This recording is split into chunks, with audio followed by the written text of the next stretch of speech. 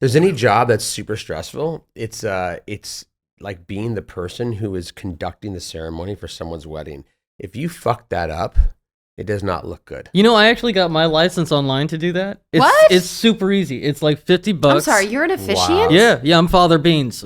I'm dead ass. I will show you all the certificate. That's really cool. Bro, you have taken this to the extreme. Yeah. I love that. So I'm Father Beans, actually. Was there a reason why you wanted to do that, just as like a money-making thing? I think I had a couple drinks and I was on the internet. That is and so I was funny. like, you know what? Fuck it. I'm going to be Father Beans. You know what? Yeah. So so you did the officiant and then you put your name through as Father Beans. It's Father Beans. Wow, that's I could definitely Bless me. see somebody wanting you to conduct their ceremony. Have you put that out there, like on your Cameo page? Which, by the way, everyone should know. We are all on Cameo. We're all on Cameo. Go Not check us together, but That is independently. out. That would be awesome. Yeah. And I have the basement bargain price of like $25 a Cameo. Heck yeah. So- nice. And you're on there too. Yeah, I'm on there too. You can And look you me do up. them often. I do them pretty often, yeah. You pulled us into some of them. I pulled recently. you guys into a every couple. time Be I sure to see check it you, out. I end up working for this guy. Yeah, I'm like, we're gonna get some publicity in here. Nick, jump in here. Jump in here, baby. Come on, make Papa some money. Let's do it's it. so funny. Where's my commission off these little deals that I'm doing? A cameo on your Cameo. Oh well, you know what? Hey, you were the pimp. Maybe you could pimp me out on Figueroa here. Oh You my were a God. pimp? I don't know what he's remember talking about. from the Heidi Fleiss story we were talking about Oh, earlier. yeah, Maybe I no. totally forgot. Maybe that could be the reboot. Like Donnie becomes a pimp and he starts pimping Not Beans your best, out. Not your No, best. no. But Okay, easy I'll way. think of it. right? Easy way. Easy Yeah. way. Easy way. Brandon Baker is introduced, and he becomes this kind of antagonist to Shia because, Lewis. And the reason is because he has these.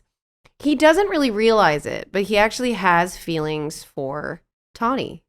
So he's like stuck behind the like glass, and like she ends up going on a date with him, and then there's this really funny montage of them like washing a car together.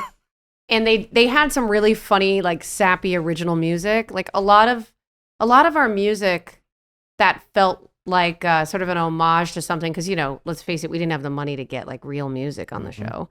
We had John Coda make. Well, that's an insult to John Coda.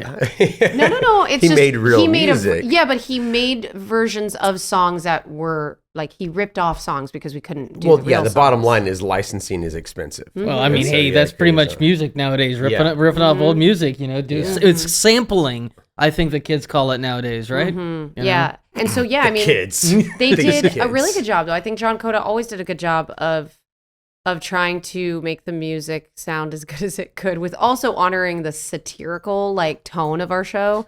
So so there's this funny little cutaway that just kind of reminded me of that with the music and stuff. So Brandon Baker, love him to death. He's out there in Colorado somewhere marrying some folks. What came first, Wow, though, Johnny that's amazing. Tsunami or him on our show?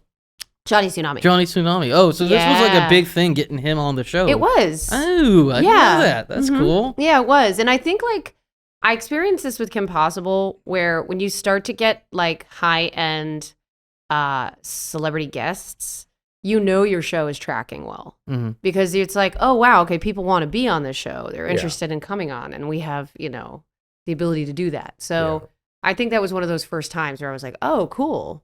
I'm surprised that we didn't try to bring him back. I wonder why that. I never asked him why. Yeah, he would have been great. You know, Yeah. it's like almost a second rival for because Yeah, because he never really had a rival. Yeah, Ty. Yeah, you had consistent- Ty. Right. You know, why couldn't Lewis have Johnny Tsunami? That would have been a great Yeah. little tie in there. Well, I mean, it sounds like they were doing a lot of work with him anyway.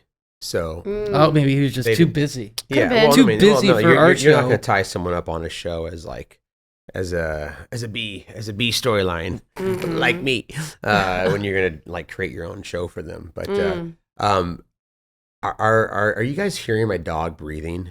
I don't know. I think our producers say no. I think you feel- were more I feel- distracted by your dog than we are. That was your choice. I just want everyone to know that I've been very unprofessional this morning by bringing this animal who He's sleeping now. We did some you know, push-ups he's chill. too. Yeah, He's got a little he's empty chilled out. water bottle. It just took a while. You know, if you bring a dog into any new space, they just have to sniff everything. It's the great equalizer. It's true. They just gotta smell it all. Once they sniff it out, then they chill out. Yeah, Yeah. I'm kind of the same way. I can relate. You have to sniff it all out. Sniff it all So out, and then I relax. you've had pets too. So you're a dog person. I'm a dog person. Yeah. And you had a French bulldog too? I had a French bulldog when I was in my later life when around Dad and I had a Boston Terrier when I was a kid. Mom had a Cocker Spaniel. We've always had random cats that have just ended up at the house that we started taking care of. Yeah. I think that's how most people get cats. They just show up. Yeah. And then we start taking care of them. I had 6 cats growing up in Connecticut, and they were because we had woodlands behind our house, and then since they've made it a neighborhood, but we used to get a lot of strays, and my mom was from Ohio and kind of a farm girl, so she just kind of let us all have like tons of animals and stuff like that. I got them and they don't 4 leave. dogs and 6 cats. I don't know how I grew up thinking that was normal and exciting, but I guess when you think about kids who love animals, like. I got a funny story that'll actually tie us kind of back to Easy Way here. Good. I actually did a little bit of charity work, fundraising for ASPCA, Humane Society, but I was paid for it, just full disclosure, I got paid for it. But the funny story when you're doing it for 40 hours a week, 5 days a week, making 8 hours a day worth of phone calls, it can be a little taxing, right? So, you do some things to reinvent it, kind of keep yourself entertained. So, you start out, hello, we're calling for your money. Little doodle mix is gonna needs to be fixed. And then throughout the day, it starts wearing on you, and eventually, I'm literally calling people. Hi, I was just down with this oil spill, and I saved this seal, and he needs your money. And then he just started making seal noises. Wait, seriously? Seriously, I would do that. Yeah. Wow. So you would just That's what I said. Like, was this like shtick that you were like trying to do comedy, or were Did you they know trying to you were like doing that? Oh, I think so. ASPCA? Honestly, some people laughed and gave me money for it too. Yeah, it was hysterical. Good. Yeah. See, he's a dangerous guy. Wow, Yeah, I'm not sure if I would take that. I would think like this is a scam. Like this person's not really trying to get my money to save seals. This person's just.